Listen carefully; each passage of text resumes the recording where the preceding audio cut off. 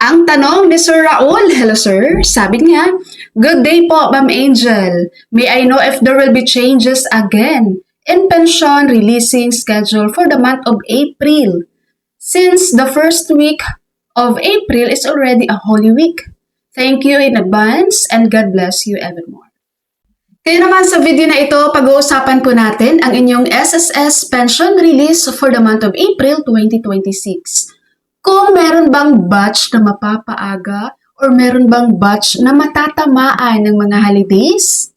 Pero bago yan guys, please follow me on my Facebook, ayan, Angeli Hiltendes, at ang aking Facebook page, Learn and Grow. Alright, unahin po natin ang ating mga batch 1 pensioners na may mga contingency ng 1 to 15. Ang Holy Week natin, April 2, Holy Thursday, regular holiday. April 3, Holy Friday, regular holiday. April 4, Black Saturday, special non-working holiday. Ngayon po, itong April 2 to 4 na Holy Week, yan pa lang ang nakadeclare ngayon na official holiday. Ang releasing schedule po ng ating batch 1 ay April 1, first day of the month. Ang April 1, 2026 Wednesday ay regular working day. So, yung ibig po sabihin ng ating mga batch 1 dyan, wala pong matatamaan na holiday sa inyo.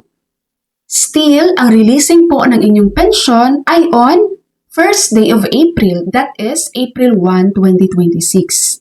Not unless, maliban na lang po ha, kung bigla pong mag-announce na gagawing holiday ang Wednesday, ang April 1. As of today, March 17, 2026, hindi po nakadeclare na holiday ang April 1. Regular working day pa din yan. So batch 1 natin, ang releasing po ng inyong pension for April 2026 ay April 1 pa din, 2026. So hindi siya mapapaaga. Okay, maliban na lang siguro guys, kasi may ibang bangko talaga dito maagang mag-release. No? So yun, basta ang official guys na releasing ng pension for batch 1 ay April 1 pa rin.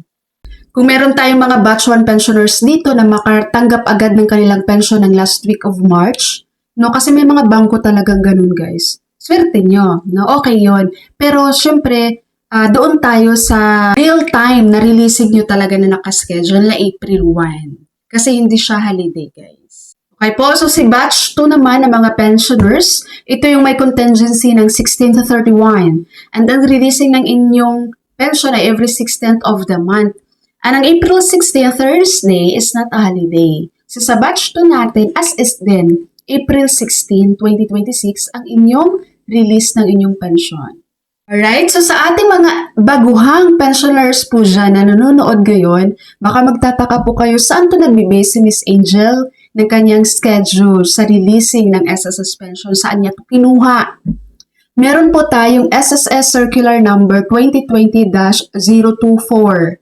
Searchable po ito sa Google, guys. Pwede niyo po itong i-search para kayo mismo sa sarili niyo, mababasa niyo rin siya. So, ito pala yung schedule and guidelines doon sa releasing ng pension niyo. Yan yung nakikita niyo ngayon sa screen, ang Circular Number 2020-024. So, basahin niyo dito, guys, yung subject niya, Revised Schedule of Monthly Pension Release. Okay? So, dito, makikita po natin ang schedule ng crediting of regular pension. So, date of contingency ng 1 to 15, ito yung first day of the month ang credit. 16 to 31, 16th of the month ang credit.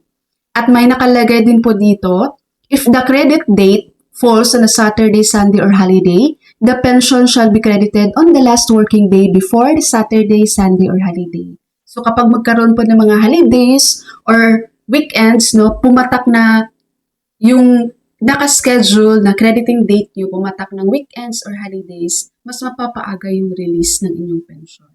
So ngayon nga, sa Holy Week, yung ating batch 1, no, first day of the month guys, April 1 is not a holiday man. Okay, so same pa din, as is pa rin sila. Yun nga lang, pasortihan na talaga doon sa mapapaaga ang release ng inyong mga pension. Kasi may mga bangko talagang ganun guys. At sa magtatanong ulit dyan, anong basihan naman ng date of contingency?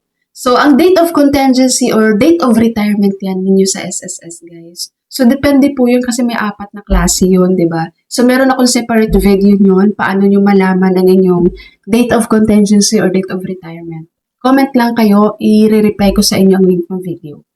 Alright, so bago ko po end ang aking video for today, meron lang ako mga products na i-recommend sa inyo guys na bilhin nyo. So meron tayong pabango na panlalaki, Sweet Night, Colorful Men's, no, color blue.